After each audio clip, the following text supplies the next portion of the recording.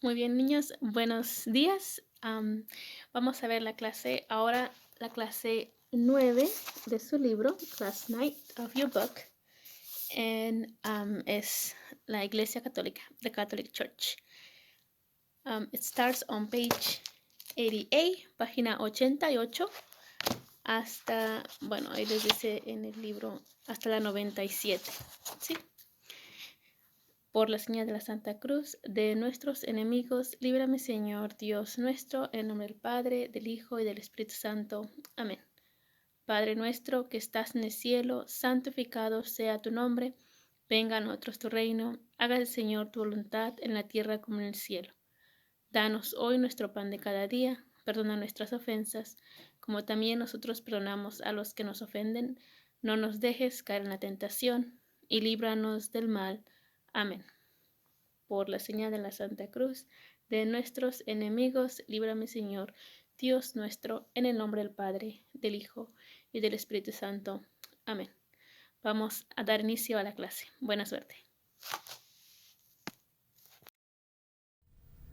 En la clase 9 vamos a ver la Iglesia Católica. Primero, ¿quién es el fundador de la Iglesia Católica? El fundador de la Iglesia Católica es el mismísimo Hijo de Dios, nuestro Señor Jesucristo.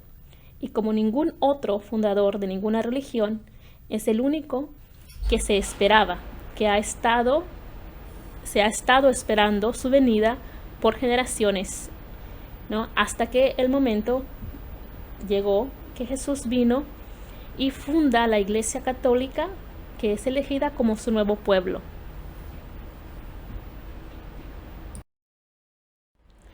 Muy bien, para poder entender la Iglesia bien, hay que ver su definición con detalles, ¿no? Porque muchas veces tenemos esa idea errónea de que la iglesia es un lugar, es este edificio, la iglesia aquí, la iglesia allá. La iglesia no es un lugar, la iglesia es la congregación de todos los bautizados. Somos la Iglesia Católica, es la reunión de todos los bautizados unidos por la misma fe, los mismos sacramentos, los mismos mandamientos, bajo la autoridad del Sumo Pontífice, que es el Papa, y en unión con los demás obispos, ¿no? Entonces la iglesia no es un edificio, la iglesia es la congregación de todos los bautizados. Somos nosotros la iglesia y nos vamos a reunir a un templo, a un lugar específico que es donde se encuentra Dios realmente presente, ¿no? Vamos a verlo a la iglesia, al templo, a Dios presente, y ahí nos reunimos todos los bautizados.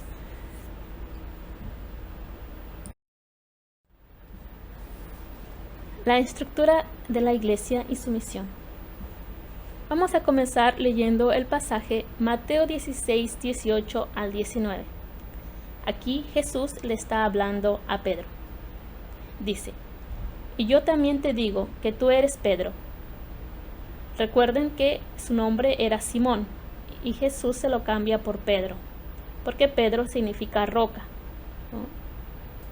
Y sobre esta roca edificaré mi iglesia. Dios quiere que su iglesia sea construida, edificada en una roca firme, para que no tambalee. Y las puertas del infierno no prevalecerán contra ella. Esto quiere decir que la iglesia no será destruida, porque es de origen divino, no humano. La fundó Jesús, el Hijo de Dios, no una persona humana, no fue Pedro.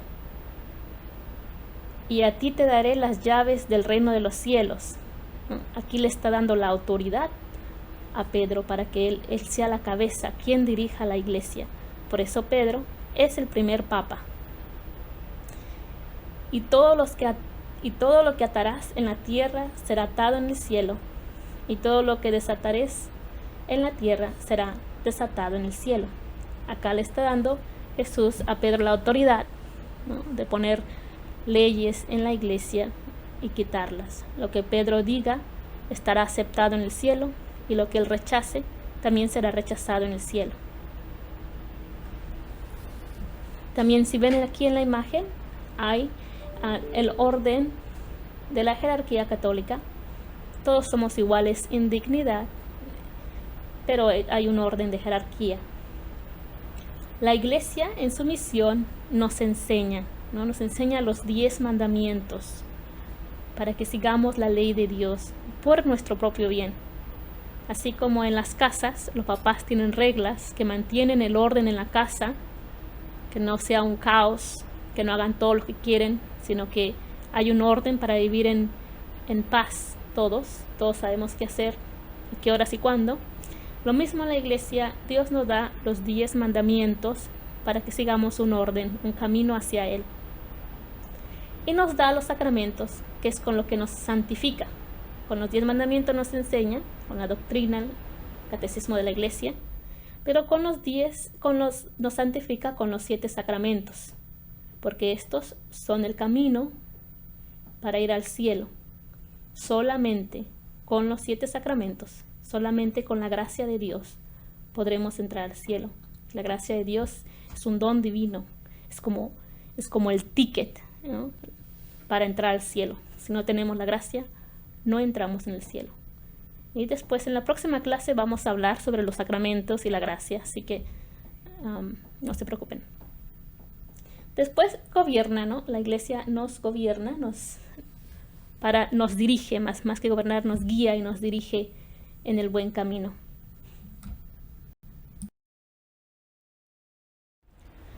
Muy bien, seguimos con las características de la iglesia, o notas o marcas. Vamos a decir características porque es lo que tiene su libro. Decimos en el credo que la iglesia es una, santa, católica y apostólica.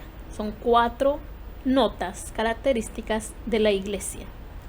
Una, porque su fundador es Jesús, no un grupo de personas. Fue Jesús quien fundó la iglesia, el Hijo de Dios.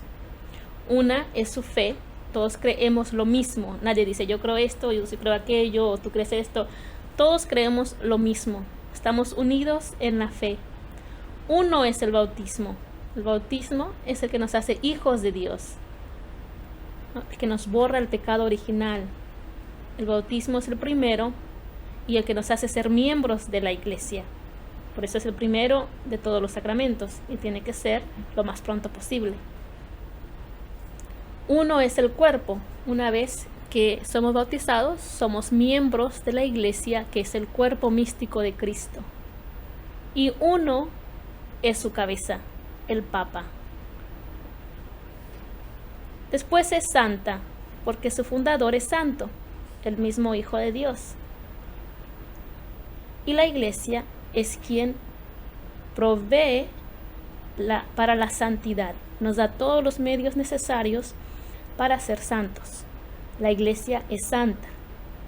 No todos sus miembros son santos. Hay muchos que no son santos. Incluso sus líderes, muchos no son santos. Pero hay muchos que sí, porque han decidido usar los medios que la iglesia les da para ser santos. La iglesia nos santifica. Tenemos todo lo necesario. Si queremos ser santos, podemos ser santos. Solo siguiendo lo que la iglesia nos dice, usando lo que la iglesia nos da. Pero si yo no quiero, no lo voy a hacer. La iglesia es católica, que quiere decir universal. La iglesia es mandada, o sea, cada uno de sus miembros son misioneros, somos responsables por distribuir nuestra fe, por enseñar a otros. También quiere decir que no hay un tiempo determinado, que la iglesia está en todos los tiempos.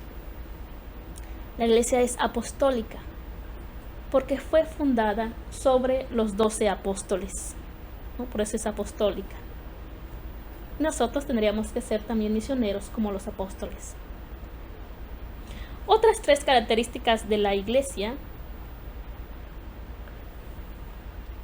que la hace única y que por eso sabemos que es la verdadera iglesia es su autoridad, infalibilidad y indefectibilidad, que es lo que decimos en la última parte sobre que la iglesia tiene autoridad porque Jesús le ha dado la autoridad a Pedro.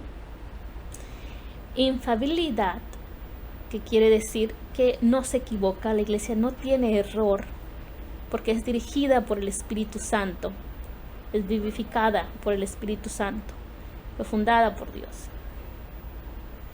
Hay individuales que se equivocan, pero no la iglesia. Indefectibilidad, que quiere decir que no será destruida. Hemos dicho que las puertas del infierno no la destruirán al pasar del tiempo. ¿Y cómo sabemos esto, no? La iglesia sigue firme en sus 2000 años y no ha sido destruida, porque si hubiera sido fundada por cualquier persona, tal vez ya hubiese sido destruido hace mucho tiempo, pero como es de origen divino, no será destruida hasta el final de los tiempos.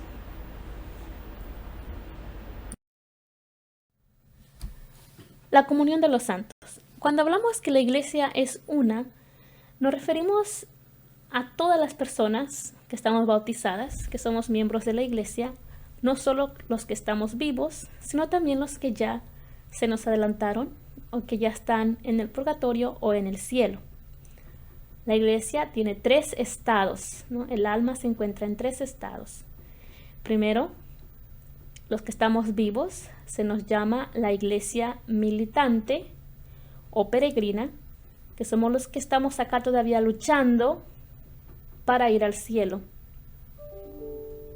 Después está la iglesia purgativa o sufriente, que son aquellos almas que ya murieron, pero todavía no están en el cielo porque murieron con pecados veniales.